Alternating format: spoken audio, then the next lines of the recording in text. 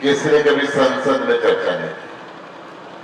कुरुक्षेत्र वो जगह है जहां खुद भगवान श्री कृष्ण ने गीता का उपदेश दिया। कुरुक्षेत्र वो जगह है जहां पर सृष्टि के निर्माण से पहले ब्रह्मा जी ने ब्रह्म सरोवर को स्थापित किया। कुरुक्षेत्र वो जगह है जहां पर बड़ल गांव है और एक तीर्थ स्थल इतना बड़ा है कि सीधा गया जी वाला फल यही मिल जाता है। कुरुक्षेत्र की धरती के ऊपर बहुत वीरों ने जन्म लिया, परंतु कुरुक्षेत्र का विकास पूरी दुनिया के अंदर धार्मिक टूरिज्म के लिए हो सकता है। जो गीता का उद्गम स्थल हो और सारी दुनिया से लोग वहां पे ना आए, जिस धरती पे महाभारत हुआ हो, जिस धरती पे युग परिवर्तन हुआ हो, जिस धरती पे भगवान श्री कृष्ण ने उपदेश दिया हो कि कर्म जरूरी है, और जिस धरती पे जब अर्जुन ने हथियार डाले तो खुद परमात्मा ने यह समझाया हो कि देश सबसे बड़ा है, सामने क्या रिश्ता है इसको महसूस नहीं करना, सामने कोई खड़ा। आज इस देश का संविधान खतरे में, आज इस देश का लोकतंत्र खतरे में, तो इस धरती के वीरों को जवाब देना है कि लोकतंत्र को हम खत्म नहीं होने देंगे। मोदी जी, आप जितना मर्जी घमंड रखते हो, जितनी मर्जी ईडी सीबीआई रखते हो, जितना मर्जी हमारे नेताओं को आपने गिरफ्तार कर लिया हो, जितना मर्जी आपने हमारे बैंक खाते पार्टियों के सील कर दिए हो, परंतु ये देश की जनता ना पैसा देखती ना कुछ और देखती। जब बदलने पे आती है तो बड़ी बड़ी ताकतों को बदल देती है। जहां तक आपके घमंड की बात है, आज से हजारों वर्ष पहले जब राजा रामचंद्र जी को महाराजा दशरथ ने वनवास दिया था और रावण ने माता सीता का हरण कर लिया था, उस समय महाराजा राम का शहर में जाने पर मनाही थी, परंतु वो अयोध्या नरेश थे, महाराजा जनक के दामाद थे, बहुत से राजाओं से उनके अच्छे संबंध थे।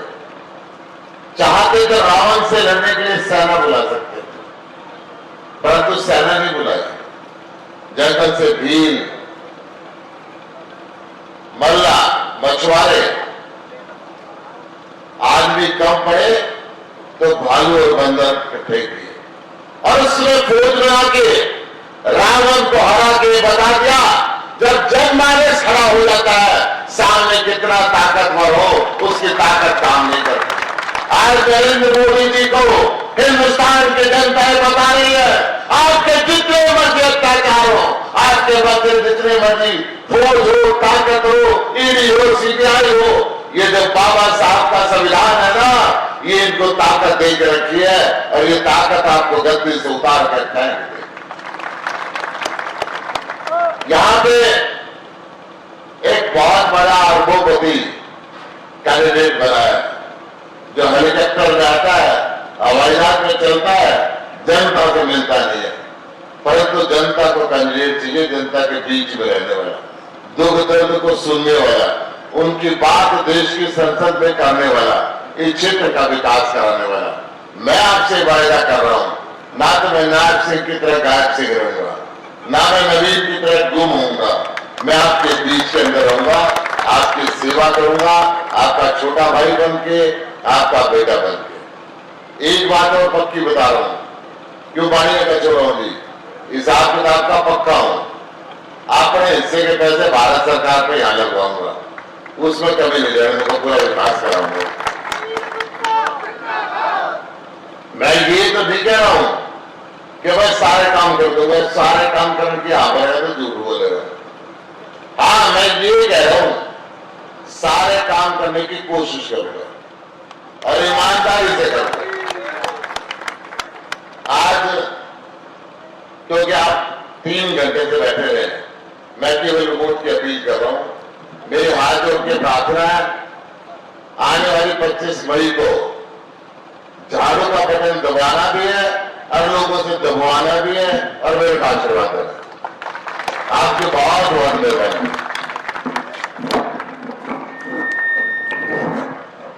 धन्यवाद डॉक्टर सुशील गुप्ता जी, जो हमारे सांसद हैं। मैं ये नहीं कहूंगा कि होने वाले सांसद है, हमने तो सांसद बना दिया साथियों, बना दिया। मैं आमंत्रित करूंगा हमारे आज के मुख्य अतिथि राज्यसभा के सांसद संजय सिंह जी को। संजय सिंह जी आए और साथियों अपने विचारों से अवगत कराएं।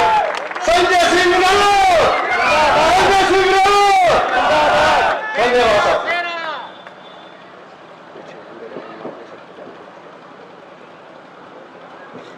एक बार जोरदार नारा लगाएंगे, भारत माता की जय, भारत माता की जय, भारत माता की जय।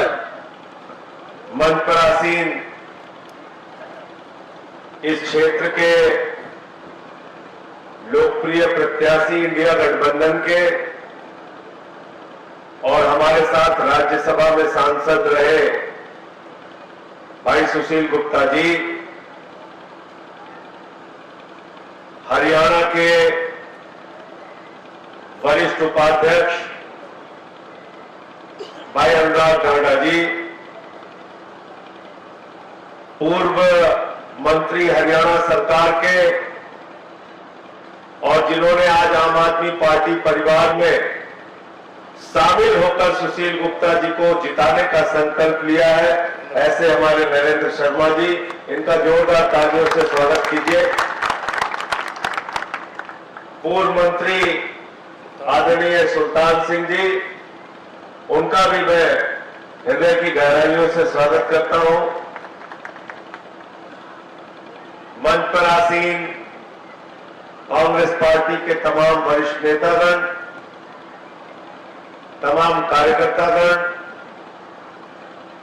भाई संग्राम सिंह जी, रणदीप जी, आज के कार्यक्रम के आयोजन में अपनी महत्वपूर्ण भूमिका निभाने वाले सतबीर भाई का भी हृदय से बहुत बहुत धन्यवाद। साथियों और दोस्तों, 25 तारीख को आपको अपना वोट देने के लिए जाना है और आपके इस एक वोट में बहुत बड़ी ताकत है और ये ताकत आपको भारत के संविधान ने दी है। इस वोट की ताकत से आप तय करते हैं कि आपका विधायक कौन होगा, सांसद कौन होगा, मंत्री कौन होगा, मुख्यमंत्री कौन होगा, प्रधानमंत्री कौन होगा, देश में किसकी सरकार बनेगी।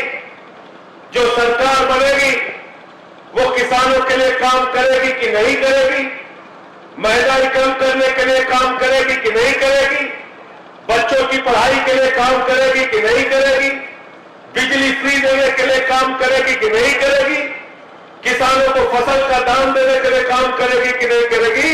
यानी आपका एक वोट हिंदुस्तान का भी भविष्य तय करता है और आपका भी भविष्य तय करता है।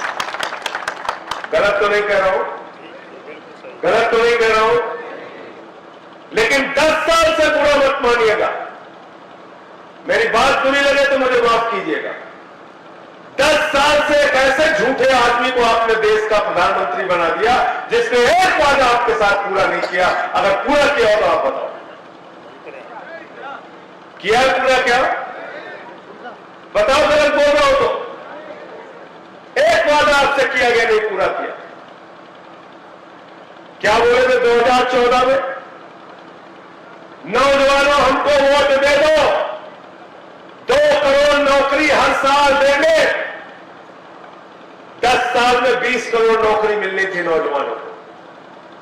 मिल गई नौकरी 20 करोड़? बताओ मिल गई क्या? 1 लाख नौकरी भी मिली हो तो बताओ। जो नौकरी थी वो भी छीन गई, पेपर लीक होता। 1.5 करोड़ नौजवानों की जिंदगी पेपर लीक के जरिए बर्बाद हुई है भाजपा के राज्य में। भाजपा की सरकारों में 1.5 करोड़ नौजवानों की, चाहे गुजरात हो, यूपी हो, हरियाणा हो, मध्य प्रदेश हो। आज नीट का पेपर लीक हुआ है। क्या किया इन्होंने? ये हरियाणा प्रदेश वो प्रदेश है जो अपने स्वाभिमान के लिए, सम्मान के लिए, गौरव के लिए, भारत माता की रक्षा के लिए अपने प्राणों की आहुति देने के लिए भी तैयार रहता है। बताओ गलत कह रहा है? किसी भी गांव में चले जाइए, गांव में घुसने से पहले आपको शहीद का द्वार मिलता है। इलाके में स्मारक स्थल होते हैं जहां सेना में जिन लोगों ने अपनी कुर्बानी दी उनके नाम लिखे होते हैं। भारत की आजादी में जिन्होंने अपनी कुर्बानी दी उनके नाम लिखे होते हैं। अरे हरियाणा का जवान सुबह 4 बजे उठता है, परिश्रम करता है, दौड़ लगाता है, अपने शरीर को तैयार करता है कि जरूरत पड़ेगी तो भारत माता की रक्षा के लिए अपने प्राणों की आहुति देकर भारत माता को बचाने का काम करेगा। और आपने क्या किया प्रधानमंत्री जी? अग्निवीर योजना। 17 साल में हमारा जवान नौकरी में जाएगा सेना में, 21 साल में रिटायर हो जाएगा। बाप नौकरी करेगा, बेटा रिटायर होकर धक्के खाएगा। यह आपकी अग्निवीर योजना। -45 डिग्री टेम्परेचर में हरियाणा के किसान का बेटा भारत माता की रक्षा के लिए सियाचिन में ड्यूटी करेगा। +50 डिग्री टेम्परेचर में जैसलमेर में ड्यूटी करेगा। लेकिन अमित शाह का बेटा जिसको क्रिकेट का बल्ला पकड़ना नहीं आता वो बीसीसीआई का चेयरमैन बनेगा। बताओ गलत कह रहे हो क्या? बीसीसीआई का चेयरमैन बनेगा जिसको क्रिकेट का बल्ला पकड़ना नहीं आता। हमारे घर के बच्चों को तो आप 21 साल में रिटायर करते रहे। प्रधानमंत्री जी, अगर आप अग्निवीर को 21 साल में रिटायर कर रहे हो तो आपकी उम्र 73 साल हो गई है। पूरे देश के नौजवान आपको इस बार रिटायर करेंगे। हमारे घर के बेटे 21 साल में रिटायर होंगे और आपको 73 साल में तीसरा मौका चाहिए। यह कैसे होगा भाई? तो बेरोजगारी बढ़ाई इस देश के अंदर। 45 वर्षों में हिंदुस्तान की आजादी के बाद सबसे बड़ी अगर बेरोजगारी है तो नरेंद्र मोदी की सरकार में बेरोजगारी है। संसद के अंदर हमने सवाल पूछा, हमने कहा भाई 20 करोड़ नौकरी देने के लिए आपने कहा था मोदी जी, कितनी नौकरी दी है तो बता दो। बोले 10 साल में 7 लाख नौकरी दी है। ये संसद में सरकार का सरकारी बयान है। वो 7 लाख भी कहां है मुझे पता नहीं, लेकिन ये सरकारी बयान है। 20 करोड़ की जगह 7 लाख नौकरी दी है, ये सरकार ने माना है। बात कर लेते हैं किसान की। किसान को कहने लगे आपके फसल का दाम 2 गुना कर दिया जाएगा, आपकी आमदनी 2 गुना कर दी जाएगी, आपको स्वामीनाथन आयोग की रिपोर्ट के हिसाब से एमएसपी दी जाएगी। वो तो छोड़ो, आपकी जमीनों पर पूंजीपतियों का कब्जा करने के लिए नरेंद्र मोदी 3 काला कानून लेके आ गए पार्लियामेंट में। मैं उस समय संसद में था, काला कानून है, हम लोग खड़े हो गए। हमने कहा देश के अन्नदाताओं को धोखा नहीं देने देंगे मोदी जी। सरकार नहीं मानी। गुप्ता जी वहां पे थे हमारे साथ राज्यसभा में। मैं टेबल पे चल गया, बात नहीं मान रहे थे, मैंने पकड़ के उनका माइक तोड़ दिया। मैंने कहा पास नहीं होने देंगे बिल। उठाकर देख लेना संसद का वो वीडियो और कार्रवाई। मुझे मार्शल से पकड़ के बाहर कराया गया, मुझे सस्पेंड किया गया, लेकिन मुझे इस बात का फख्र है कि मैंने देश के अन्नदाताओं की लड़ाई संसद के अंदर लड़ी। मैं चुप नहीं बैठा। ये सुशील गुप्ता जी हमारे साथ थे। सेंट्रल हॉल में प्रधानमंत्री आए, भगवंत मान जी उस समय सांसद थे हमारे साथ, वो चीफ मिनिस्टर नहीं हुए थे। किसानों की कोई बात नहीं सुन रहे थे मोदी जी। जितनी दूर पे आप बैठे इतनी दूर पे प्रधानमंत्री खड़े थे, उनके सामने मैंने मुर्दाबाद करारा लगाया, भगवत मान ने लगाया, सुशील गुप्ता ने लगाया और उनसे किसानों के हक में आवाज उठाई। मैं आपसे कहना चाहता हूं, संसद के अगर अंदर भेजना है तो सुशील गुप्ता जैसे बहादुर लोगों को भेजो, जो लोग 10 साल तक आपके बीच में दिखाई नहीं दिए, ऐसे लोगों को मत भेजना। आपके प्रत्याशी 10 साल तो इधर दिखाई नहीं दिए बीजेपी वाले, ये तो अभी सांसद बने नहीं है। कुरुक्षेत्र में 18 मंजिले का मंदिर बनवा रहे हैं, उसके प्रधान है।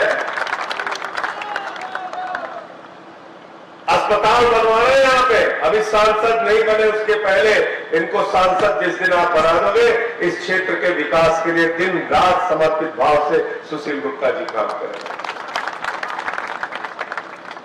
तो किसानों को धोखा दिया, 3 काला कानून लेके आए, किसान दिल्ली पहुंचे, उनके सामने दुश्मन देश के नागरिक की तरह कीले डाल दिए आपने मोदी जी। आंसू गैस के गोले छोड़े, लाठियों से पिटवाया, किसी को खालिस्तानी कहा, किसी को पाकिस्तानी कहा। बोले दिल्ली कैसे आ गए, दिल्ली कैसे आ गए। हरियाणा के लोगों, कुरुक्षेत्र के लोगों, मैं आपसे कहने के लिए आया हूं, जिन्होंने आपको दिल्ली नहीं जाने दिया, उनके बीजेपी के कैंडिडेट को आप दिल्ली मत जाने देना। गलत तो नहीं कह रहा हूं? तैयार हो सब लोग? तैयार हो? हमारी मातृशक्ति भी भेजी हुई है पीछे, उनको भी सर झुका के मैं नमन करता हूं। सब लोग तैयार रहना। आज कैसी सरकार आप चला रहे हैं मोदी जी? आपने जवान को धोखा दिया, आपने किसान को धोखा दिया। पहलवान बेटियां हरियाणा की, जो देश की गौरव, उनको घसीट घसीट के मारा गया जंतर मंतर पे। हाथरस कांड हुआ, उन्नाव कांड हुआ, अभी एक प्रज्वल रमन्ना कर्नाटक में दरिंदा, सैकड़ों 300 से ज्यादा महिलाओं के साथ उसने बलात्कार किया, 300 से ज्यादा। किसी की उंगली काट दिया, 68 साल की महिला के साथ दरिंदगी किया, और ऐसे आदमी का प्रचार प्रधानमंत्री करने जाते हैं। कहते हैं प्रज्वल रमन्ना तो भारत का भविष्य है। आप मुझे बताइए, किस वर्ग को धोखा नहीं दिया? कहेंगे महंगाई कम करेंगे, डीजल 40 रुपए का हो जाएगा, पेट्रोल 50 रुपए का हो जाएगा। कहा था कि नहीं कहा था? बोला था कि नहीं मोदी जी ने? 2014 में क्या कहते थे मोदी जी? कहते थे भाइयों और बहनों, घर से निकलना तो घर का गैस सिलेंडर देख के निकलना। कहते थे कि नहीं कहते थे? उस समय गैस सिलेंडर का दाम था 400 रुपए, आज गैस सिलेंडर का दाम है 1200 रुपए। मैं आपसे कहने के लिए आया हूं कुरुक्षेत्र के लोगों, इस बार जब अपना वोट देने के लिए निकलना तो गैस का सिलेंडर जरूर देख के निकलना, और वो पेट्रोल वाली मोटरसाइकिल भी देख के निकलना, वो डीजल वाला ट्यूबवेल भी देख के निकलना जिसमें 120 रुपए का पेट्रोल और 100 रुपए का डीजल आपने भरवाया है। वो सरसों के तेल का डिब्बा देख के निकलना जिसमें 250 रुपए लीटर का सरसों का तेल आपने खरीदा। वो दाल का डिब्बा भी देख के निकलना जिसमें 300 रुपए किलो की दाल आपने खरीदी। टमाटर महंगा, सब्जियां महंगा हुई इस राज्य के अंदर। महंगाई के नाम पे झूठ बोला, रोजगार के नाम पे झूठ बोला, किसान की आमदनी के नाम पे झूठ बोला, और कह रहे थे कि हवाई जहाज में भर के स्विट्जरलैंड से इतना काला धन लाएंगे, इतना काला धन लाएंगे, बैलगाड़ी पे भी लाद के लाएंगे, ट्रैक्टर पे भी लाद के लाएंगे। कहा था कि नहीं कहा था? और कितना जमा कर देंगे आपके खाते में?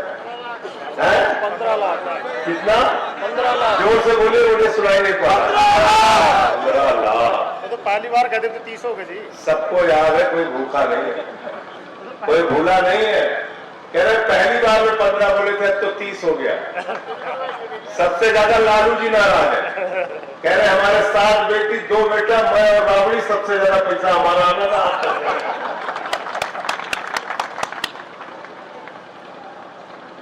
15 लाख हर खाते में पहुंच जाए।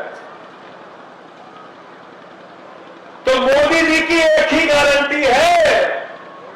मोदी जी कहते हैं ये गारंटी है, ये गारंटी है, ये गारंटी है। मैं कहता हूं मोदी जी आपकी एक ही गारंटी है, झूठ बोलने की गारंटी है। भारत का प्रधानमंत्री गंजे को भी कंघी बेच सकता है। अगर कोई गंजा हो तो मेरी बात को बुरा ना माने। इतना झूठ बोलने वाले प्रधानमंत्री तो आज तक हुए ही नहीं।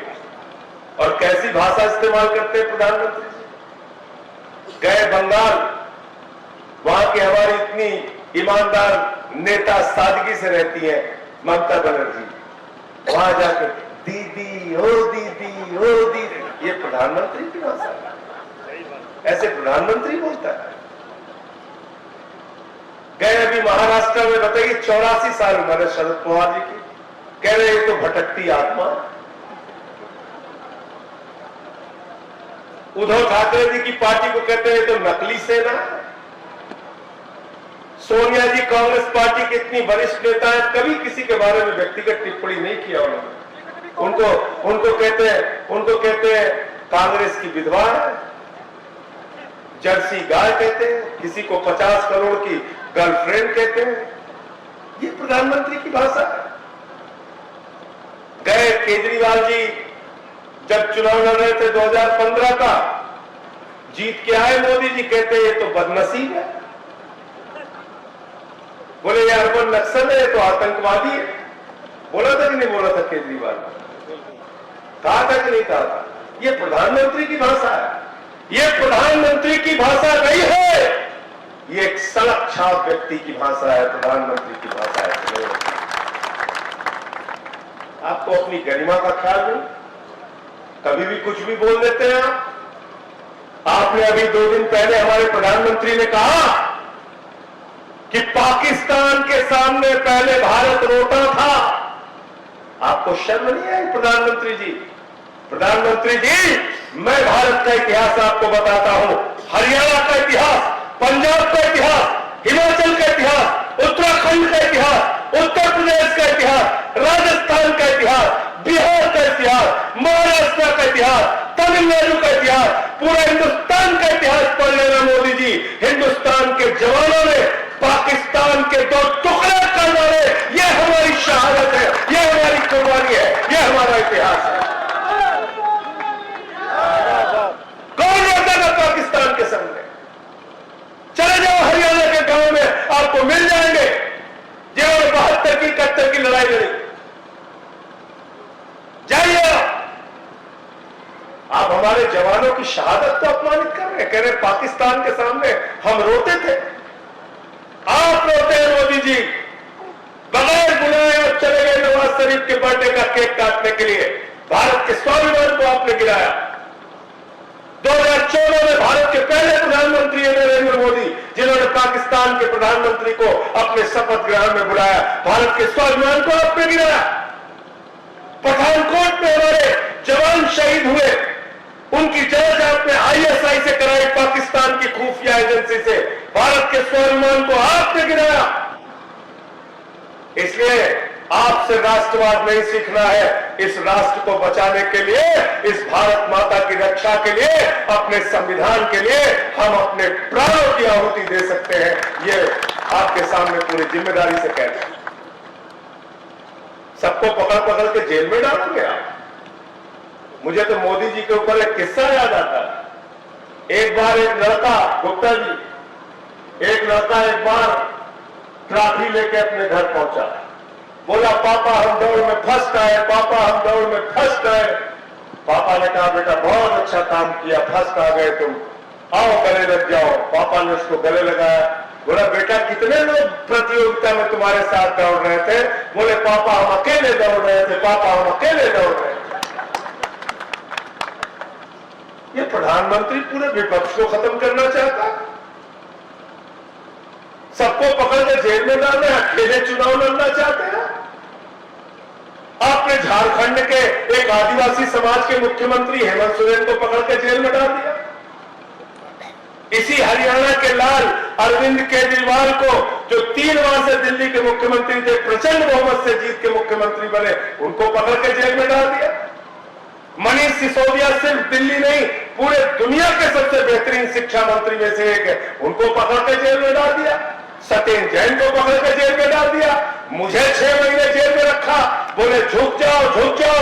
मैंने कहा बेईमानो, 6 महीने नहीं पूरी जिंदगी जेल में रखोगे, तुम्हारे आगे झुकना नहीं, लड़ना सिखाया।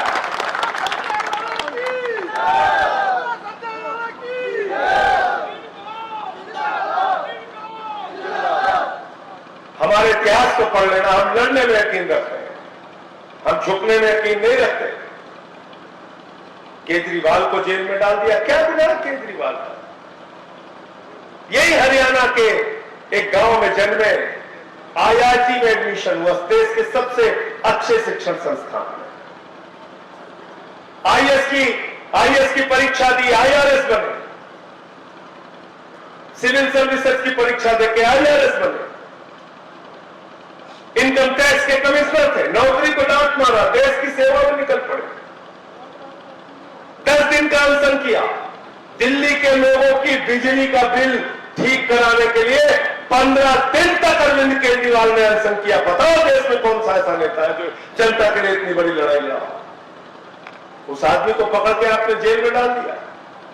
23 दिन तक उनको इंसुलिन नहीं दी गई।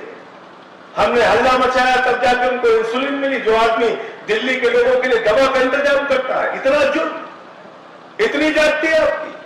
संजय रावत को पकड़ के जेल में डाल दिया, अनिल देशमुख को पकड़ के जेल में डाल दिया। पूरा विपक्ष जेल में रहेगा, आप अकेले चुनाव लड़ेंगे। प्रधानमंत्री जी, ये लोकतंत्र है, यहां जनता मालिक होती है। जनता ने आपको वहां पहुंचाया है और जनता ही आपको नीचे करके बाहर करेगी। आप में इतना अहंकार आ गया, भाजपाई गाना बजा रहे हैं गली गली में, जो राम को लाए हैं हम उनको लाएंगे। मैं तो सुन के हैरान हो गया। कहो भैया रणदीप, आप राम को लाए हैं? आप राम को लाए हैं क्या? हम में से किसी की औकात है हम राम को लाएंगे? क्यों शर्मा जी, राम को कोई इंसान ला सकता है क्या? अरे सृष्टि की रचयिता है मर्यादा पुरुषोत्तम भगवान श्री राम। किसी भाजपा के नेता की औकात नहीं है कि वो राम को लाए।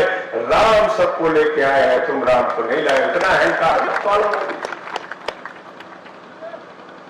और आपको राम लेके आए हैं, आपको राम इस बार सत्ता से विदा कर देंगे। मोदी जी और भाजपा के लोगों में आपसे कहना चाहता हूं, इतना अहंकार अच्छी बात नहीं।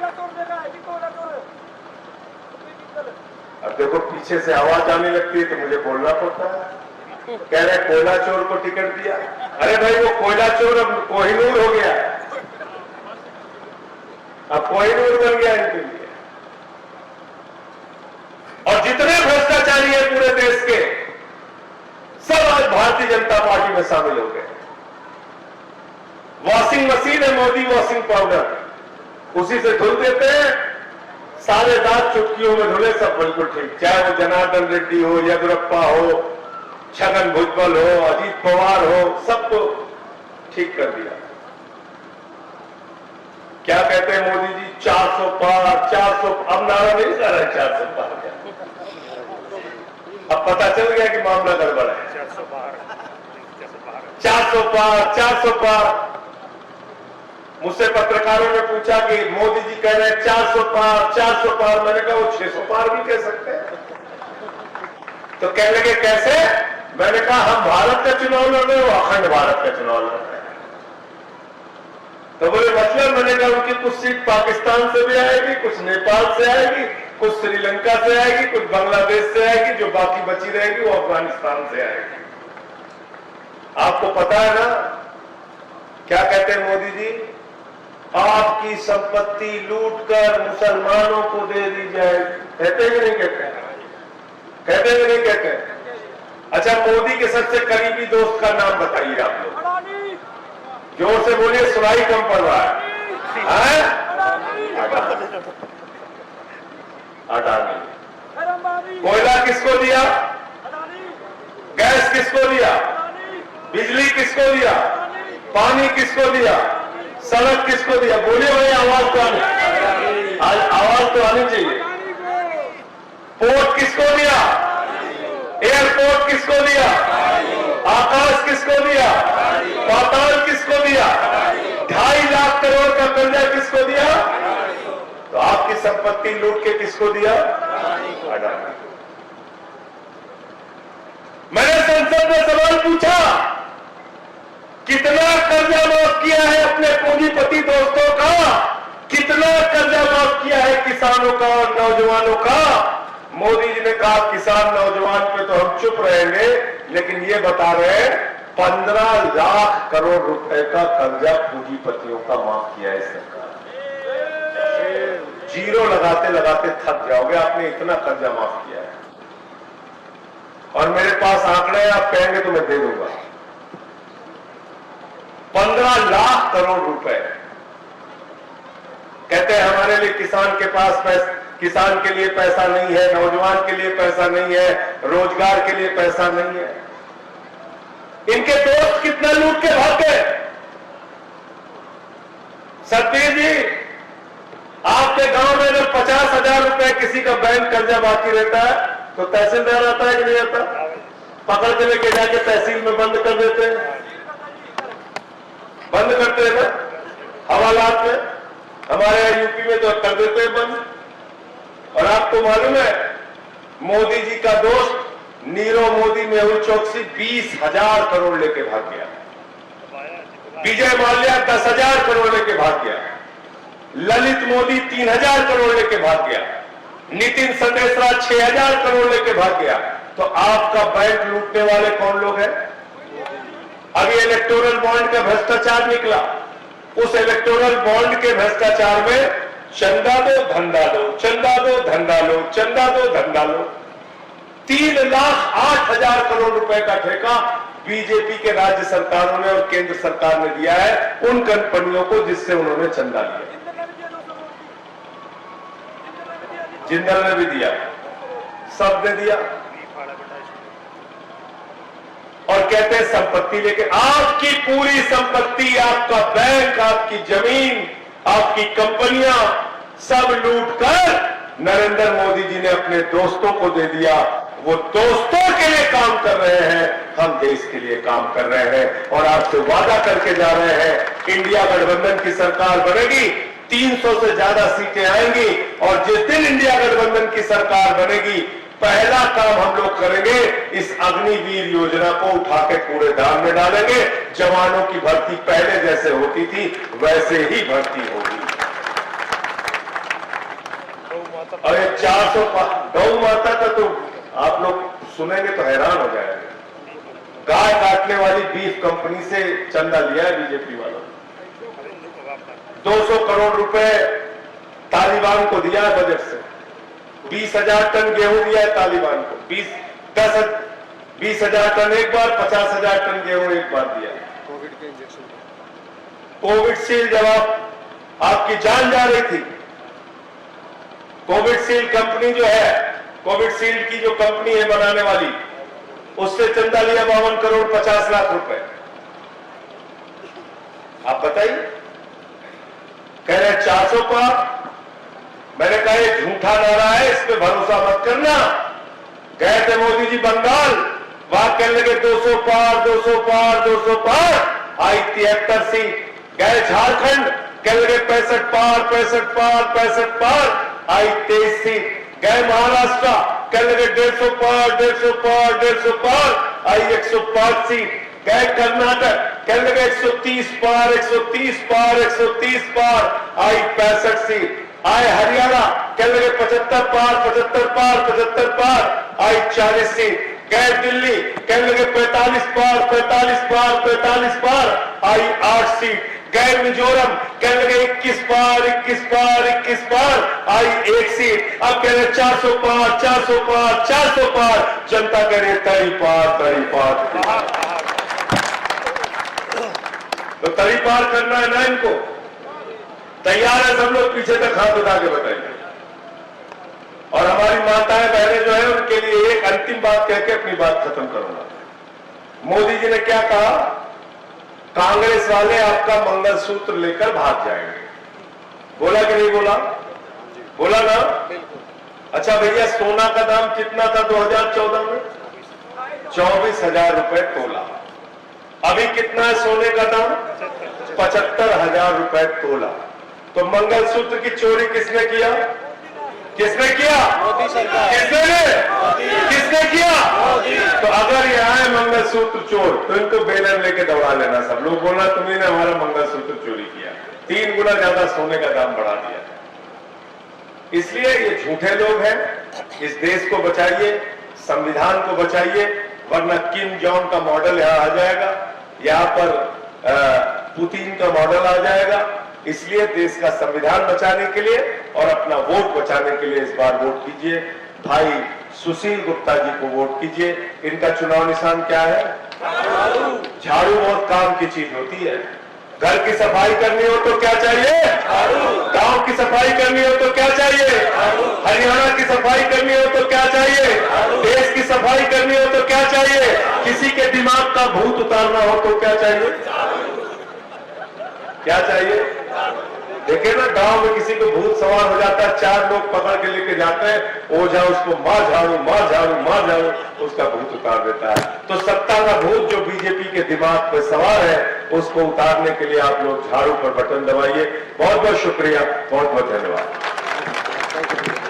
चाय के लिए चौपाल में इंतजाम किया गया।